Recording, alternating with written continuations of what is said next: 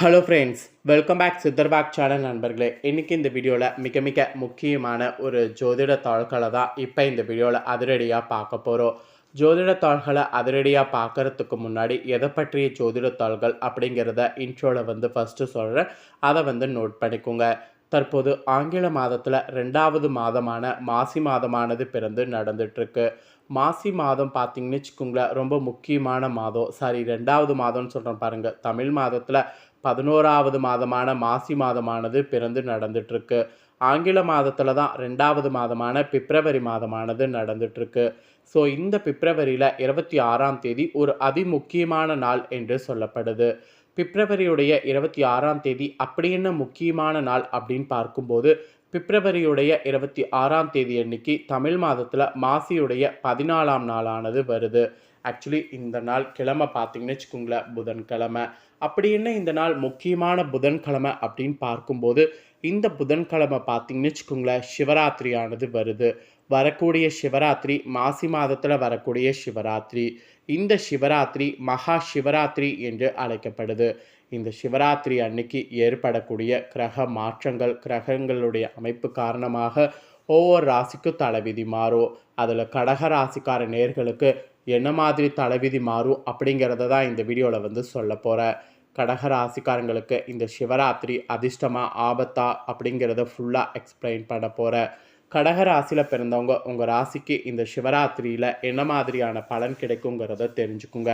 இந்த சிவராத்திரி சாதகமாக இருந்தால் உங்களுக்கு என்ன மாதிரியான பலன் கிடைக்கும், பாதகமாக இருந்தால் என்ன மாதிரியான பலன் கிடைக்கும் அப்படிங்கிறத ஃபுல்லாக உங்களுக்கு ஷேர் பண்ணுறேன். எல்லாத்தையுமே இந்த வீடியோவில் தெரிஞ்சுக்குங்க. ஸோ தெரிஞ்சு அதற்கேற்ப நடந்து பலன் பெறுங்க. ஸோ அதுக்கு முன்னாடி மாசி மாதத்தில் வரக்கூடிய இந்த சிவராத்திரி மட்டும் ஏன் மகா சிவராத்திரி என்று அழைக்கப்படுது, இந்த சிவராத்திரிக்குன்னு இருக்கக்கூடிய உரிய சிறப்புகள் இருக்குல்ல, அதெல்லாம் என்னென்னங்கிறத உங்கள் ராசிக்கு ஃபஸ்ட்டு ஷேர் பண்ணுறேன். முதல்ல அதை இந்த வீடியோவில் தெரிஞ்சுக்குங்க. ஆக்சுவலி வருடத்தில் எத்தனையோ ராத்திரிகள் வந்தாலும் மாசி மாதத்தில் வரக்கூடிய சிவராத்திரி தான் மகா சிவராத்திரி என்று சிறப்பு சொல்லப்படுது. ஆக்சுவலி இந்த தினம் கோள்களுடைய அமைப்பு இயற்கையாகவே உயர் சக்தியை மேல் நோக்கி எழும்ப செய்யும். அதனால தான் இந்த சிவராத்திரியில் கிரகங்களிடையே மாற்றங்கள் ஏற்படுது. இந்த நாளை நாம் இந்த நாள் முழுக்க இரவு 12லேருந்து 6 மணி வரையும் நாம் விழிப்புடன் இருந்தோம்னு வச்சுக்கோங்களேன், இயற்கையாகவே நம்மளில் இருக்கக்கூடிய உயர் சக்தியும் மேல் நோக்கி நகர்ந்து விடும். அதனால தான் இந்த நாளில் விடிய விடிய பூஜையில் கலந்துக்கணும்னு சொல்லி ஆன்மீகவாதிகளும் சித்தர்களும் கூறுறாங்க. இப்பேற்பட்ட இந்த சக்தி வாய்ந்த சிவராத்திரி அன்று சிவனுக்கு பிடித்த மந்திரமான ஓம் நமச்சிவாயா எனக்கூடிய மந்திரத்தை ஜபித்து முக்கண் முதல்வனை நீங்கள் வணங்கினீங்கன்னா நீங்கள் நினைத்ததை பெறலாம் என்பது ஐதீகோ. ஆக்சுவலி சிவம் என்றால் மங்களம் என்று பொருள். சர்வ மங்களங்களையும் அருளக்கூடிய அற்புதமான திருநாள் சிவராத்திரி. அதனால் இந்த ராத்திரியை கடக ராசிக்காரங்க விற்றக்கூடாது. சிவராத்திரி அன்று சிவ வழிபாட்டில் ஈடுபட்டிங்கன்னா வாழ்வில் உங்களுக்கு துன்பங்கள் நீங்கி இன்பம் பெறலாம். அதே சமயம் சிவராத்திரி விரதம் இருந்தீங்கன்னு வச்சுக்கோங்களேன், தெரியாமல் செய்த பாவங்களோடு தெரிந்து செய்த பாவங்கள்லாம் நீங்கள் தெரிந்திருந்தாலும் அவள் உங்களை விட்டு நீங்கும் என்பது நம்பிக்கையாகவே சொல்லப்படுது. இப்பேற்பட்ட இந்த சிவராத்திரி விரதத்தில் உங்களுடைய புலன்களை வென்று மனதை அடக்கி நீண்ட ஆயுள் உடல் ஆரோக்கியெல்லாம் பெறலாம். ஸோ இந்த நாளில் நீங்கள் இரவு முழுவதும் விழித்திருந்து சிவனை வழிபடுவது தான் இந்த நாளில் ரொம்ப விசேஷம். கண்டிப்பாக இதை செய்ய மறக்காதீங்க. இந்த மகா சிவராத்திரியில் முறைப்படி விரதம் இருந்து சிவனை வழிபட்டால் கோடி பிரம்மஹத்தி தோஷமானது உங்களுக்கு விலகும். எல்லாத்துக்கும் மேலே காசில் வீடு பேரடைந்த பலன் உங்களுக்கு கிடைக்கும். சகல செல்வங்களும் மகிழ்ச்சியும் சேரும். இதெல்லாம் நம்பிக்கையோட அடிப்படையிலே உங்களுக்கு செய்யணும் என்று சொல்லப்படுது. மாசி சிவராத்திரியில் விரதம் இருந்து அதிகாலையில் எழுந்து குளித்து விட்டு மறுநாள் வரை ஒரு செட்டு நீர் கூட அருந்தாமல் விரதம் இருந்து சிவனை வழிபாடு செய்ய வேண்டும். விரதம் இருக்க முடியாதவங்க விசேஷ பூஜை அபிஷேகங்களை கண்டு கழிக்கணும். அப்புறம் பூஜையில் கலந்துக்கும் போது பால் பழம் இதெல்லாம் பார்த்திங்கன்னு வச்சுக்கோங்களேன், நம்ம சாப்பிட்டுட்டு கூட கலந்து கொள்ளலாம். தண்ணீர் மட்டும் குடித்து கூட நாள் முழுவதும் இருக்கலாம், தப்பு கிடையாது. அதே போல் பால், தயிர், நெய், தேன் இது போன்ற பூஜை பொருட்களை இந்த நாளில் அபிஷேகங்களுக்கு கொடுத்து சிவனுடைய அருளையும் பெறலாம். ஸோ இதெல்லாம் தாங்க மகா சிவராத்திரியுடைய சிறப்புகள். இவ்வளோ நேரம் மகா சிவராத்திரியுடைய சிறப்புகளை பார்த்தோம்.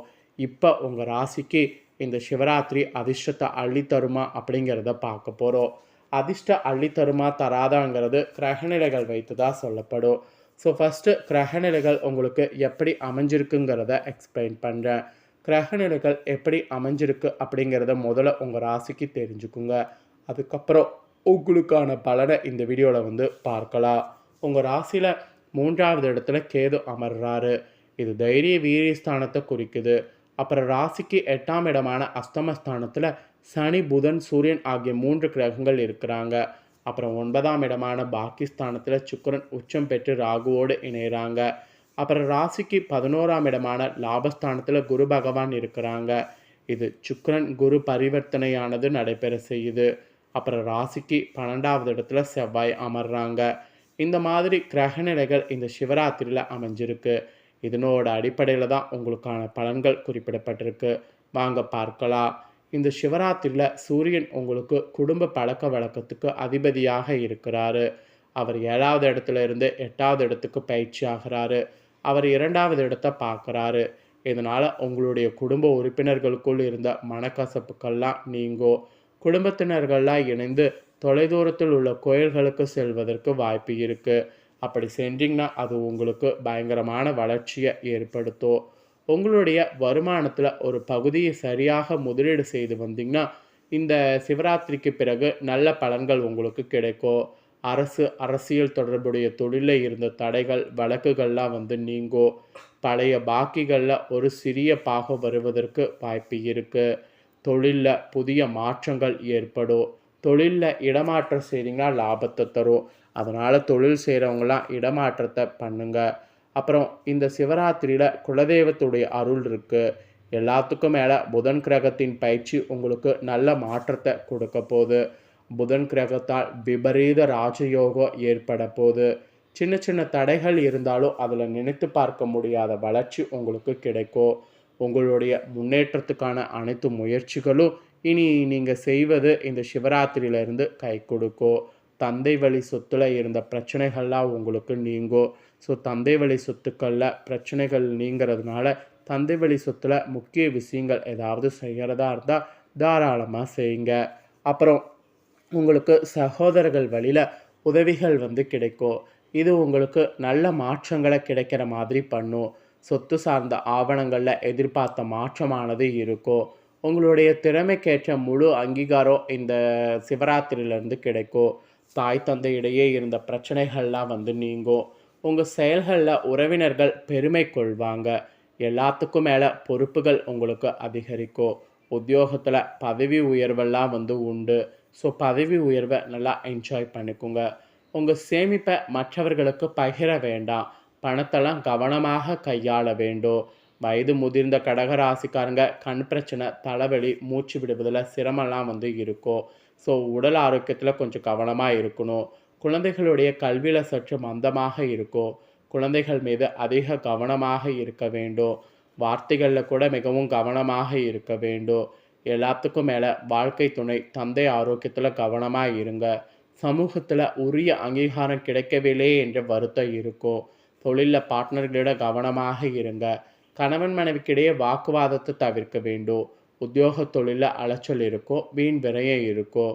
ஸோ இந்த மாதிரி சில ப்ராப்ளங்கள் இருக்கிறது நீங்கள் சரி பண்ணுவதற்கு கண்டிப்பாக இந்த சிவராத்திரியில் நீங்கள் அருகில் இருக்கக்கூடிய சிவ ஆலயத்துக்கு சென்று சிவனுக்கு அபிஷேகத்துக்கு ஏதாவது பொருட்கள் கொடுத்து வழிபாடு நடத்தணும். அப்படி செய்தீங்கன்னா இந்த மாதிரி ப்ராப்ளங்கள் ஏற்படுவதிலிருந்து தப்பிக்கலாம். ஸோ கடகராசியில் பிறந்தவங்களுக்கு இதுதான் ப்ராப்ளம் என்று குறிப்பிடப்பட்டிருக்கு. ஸோ குறிப்பிடப்பட்டதை தெளிவாக இந்த வீடியோவில் உங்களுக்கு ஷேர் பண்ணிட்டேன். ஷேர் பண்ணதை தெளிவாக இந்த வீடியோவில் உங்கள் ராசிக்கு தெரிஞ்சிருப்பீங்க. ஸோ தெரிஞ்சதுக்கேற்ப நடந்து பலன் பெறுங்க. நீங்கள் இதை பார்த்து தெரிஞ்சு பயனடைகிறது போல் உங்கள் ஃப்ரெண்ட்ஸ் ஃபேமிலியில் இருக்கிறவங்களும் இதை தெரிஞ்சு பயனடையணும்னு நினச்சிங்கன்னா வீடியோ லைக் பண்ணி ஷேர் பண்ணுங்கள். வீடியோவை உங்கள் ஃப்ரெண்ட்ஸ் ஃபேமிலியில் இருக்கிறவங்களும் பார்க்கட்டும். அவங்களும் கடக ராசிக்காரங்களாக இருந்தாங்கன்னா இந்த தாள்களை தெரிஞ்சு இதற்கேற்ப நடந்து பலனடையட்டும். ஸோ கண்டிப்பாக வீடியோ லைக் பண்ணி ஷேர் பண்ணுங்கள். உங்கள் ஃப்ரெண்ட்ஸ் ஃபேமிலியில் இருக்கவங்களும் பார்த்து பலனடையட்டும். நெக்ஸ்ட்டு நம்ம சேனலில் நிறைய முக்கியமான வீடியோலாம் போடப்படும்.